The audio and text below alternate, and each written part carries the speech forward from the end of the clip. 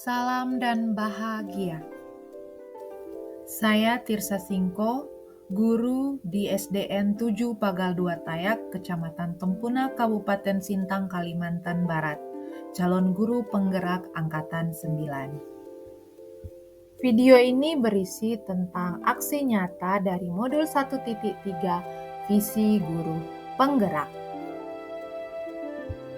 Setelah mengikuti modul ini, saya merumuskan suatu visi, yaitu mewujudkan murid berbudi pekerti luhur yang memiliki tekad dan daya saing tinggi baik dalam nalar kritis, kreatif, kolaboratif, dan mandiri.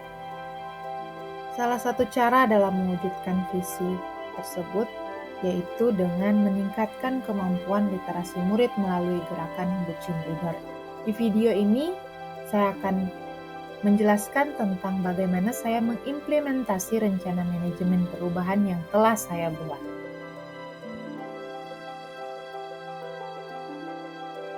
Di tahap perencanaan sesuai dengan bakja yang saya susun, yaitu di bagian B buat pertanyaan utama, tindakan yang saya lakukan adalah berkonsultasi dengan kepala sekolah dan berdiskusi dengan rekan guru. Selanjutnya, dalam tahap bakja saya yaitu A, ambil pelajaran, mencari contoh nyata seperti praktik baik mengenai literasi. Dan sumber yang saya gunakan yaitu melalui PMM. Karena dalam bukti karya sangat banyak praktik baik mengenai literasi. Demikian juga melalui PMM saya mengikuti webinar yang membahas tentang literasi supaya menambah referensi saya dalam melaksanakan kegiatan ini.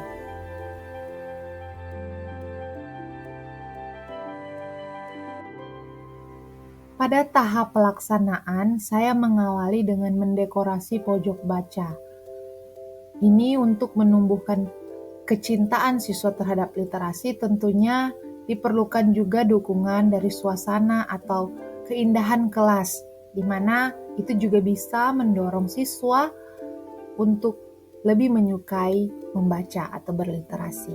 Nah, di sini pada kegiatan ini saya bisa melihat bahwa melalui kegiatan ini, kreativitas siswa itu bisa ditingkatkan dengan memanfaatkan barang-barang yang seadanya. Mereka dengan antusias berkolaborasi bersama-sama untuk mendekorasi kelas mereka supaya bisa lebih indah. Nah, dalam gerakan ini saya melakukan dalam berbagai macam bentuk kegiatan yang pastinya tetap menyangkut literasi, karena tujuannya adalah meningkatkan literasi. Namun, akan terus beragam dan bervariasi dan tidak monoton supaya anak tidak bosan. Nah, kembali lagi ke kegiatan mendekorasi ini, kita bisa melihat bagaimana mereka dengan rasa percaya diri ketika diberikan kesempatan, mereka itu melakukan dekorasi ini dengan penuh tanggung jawab. Di sini juga muncul salah satu peran dari guru yaitu mewujudkan kepemimpinan siswa, di mana mereka bersama-sama sampai selesai mereka mendekorasi. Bahkan mereka memiliki kebebasan dalam menentukan bagaimana mereka harus menggantungnya dan membuat variasi-variasi lain untuk membuat indah. Dan di sini terbangun kolaborasi di mana mereka bergotong royong dan menciptakan suatu karya yang dilakukan bersama-sama, menghargai karya teman-teman dan bersama-sama mengakui keberagaman itu indah. 1, 2,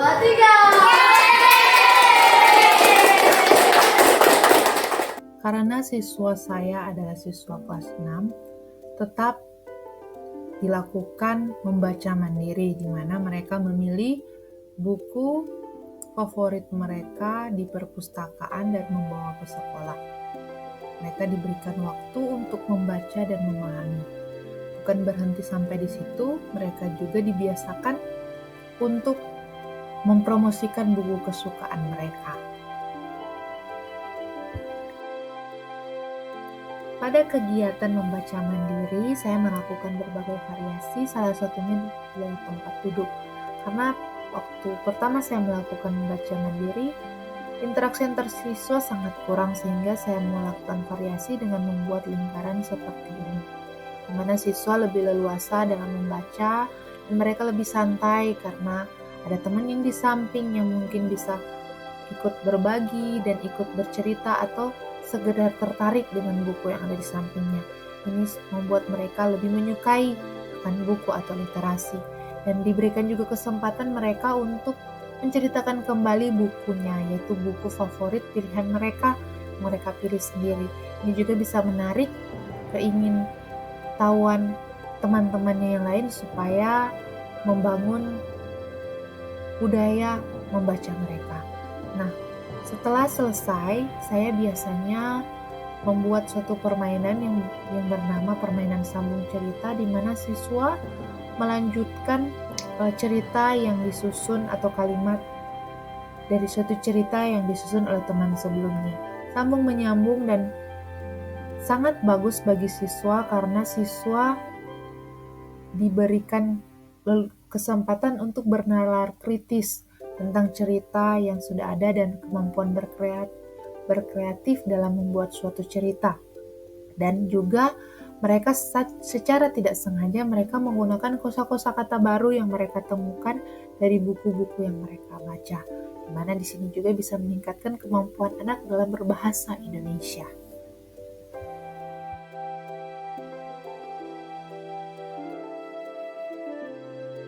Oke.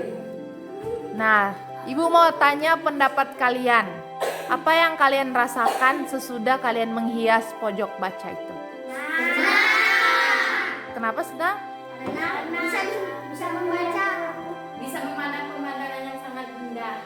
Wah, jadi pojoknya itu jadi lebih apa?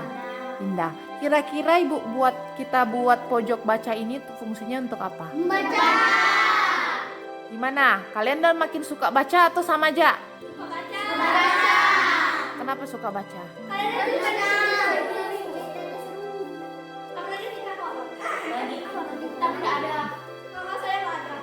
Tapi kok baru sekarang suka baca? Dulu Dulu, tapi saya bukunya nggak ada. bukunya ndak ada, sekarang udah ada di kelas. Saya banyak bu koleksi buku cerita buku. Tapi penolong. Kau yang lain? Yang lain gimana? Kenapa dulu berarti dulu suka baca ndak? Nah. Sekarang? Nah. Karena Ada cerita. ada buku cerita. Oke, berarti nanti ke depannya gimana nanti? Baca-baca apa? Buku cerita. Buku cerita. Seru ndak membaca? Seru. Oke. Berarti membaca itu seru, menyenangkan. Berarti nanti untuk kedepannya akan apa? Terus? Membaca. Oke, lambaikan tangan di kamera.